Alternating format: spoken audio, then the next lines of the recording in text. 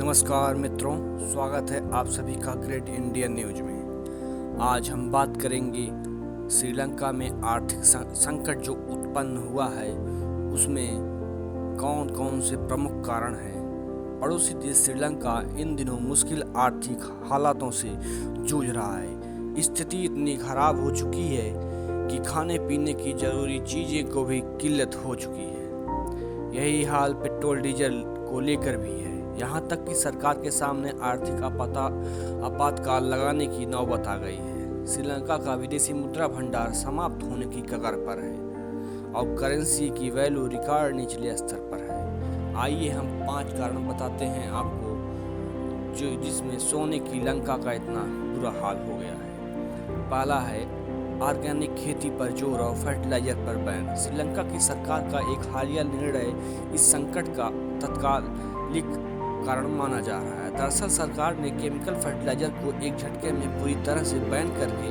और 100% ऑर्गेनिक खेती का निर्णय लागू कर दिया। अचानक हुए इस बदलाव ने श्रीलंका के एग्री सेक्टर को तबाह कर दिया। और दूसरा है टूरिज्म सेक्टर का बिगड़ा सूरत हाल। श्रीलंका की अर्थव्यवस्था में एग्रीकल्चर के बाद टूरिज्म सबसे अहम सेक्टर है।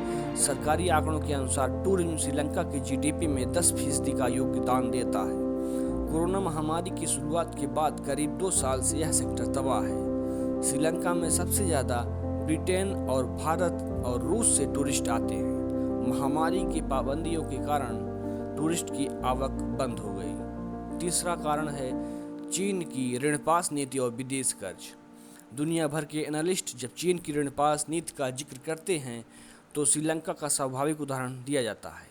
अकेले चीन का ही श्रीलंका के ऊपर $5 बिलियन से ज़्यादा का कर्ज है। इसके अलावा श्रीलंका के ऊपर भारत और जापान जैसे देशों के अलावा IMF जैसे संस्थाओं का भी लोन का उधार है। चौथा कारण है गिरता विदेशी मुद्रा भंडार और कम होती करेंसी की वैल्यू। विदेशी मुद्रा भंडार के मोर्चे पर भी श्रीलंका को भारी परेशानियों का सामना करना पड़ रहा है।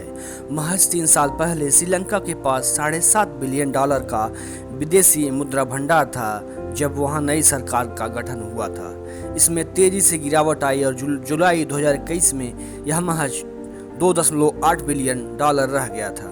पिछले साल नवंबर तक यह और गिरकर $1.58 बिलियन के स्तर पर आ चुका था।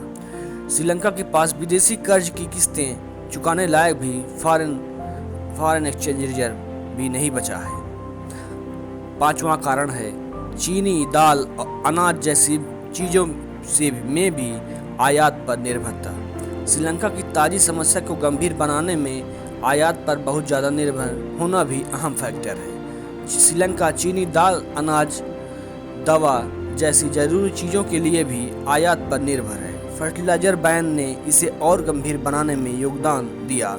अभी रूस और यूक्रेन की लड़ाई ने भी श्रीलंका की चुनौतियां बढ़ाईं, क्योंकि पड़ोसी देश चीनी, दलहन और अनाज आदि के मामले में इन 2 देशों पर काफी निर्भर हैं। जब संकट आता है तो पड़ोसी के काम आता है। इस बात पर अमल करते हुए भारत ने भीषण आर्थिक संकट से जूझ रहे पड़ोसी देश श्रीलंका की मदद के लिए हाथ आगे बढ़ाया है। भारत की ओर से श्रीलंका को खाद्यान्न की मदद भेजी जा रही है ताकि वहां महंगाई की वजह से लोगों को की रोटी छीनने की जो नौबत आई है उससे थोड़ी राहत मिल सके। आपको जानकारी पसंद आई हो तो वीडियो को लाइक कीजिए और चैनल को सब्सक्राइब कीजिए। धन्यवाद।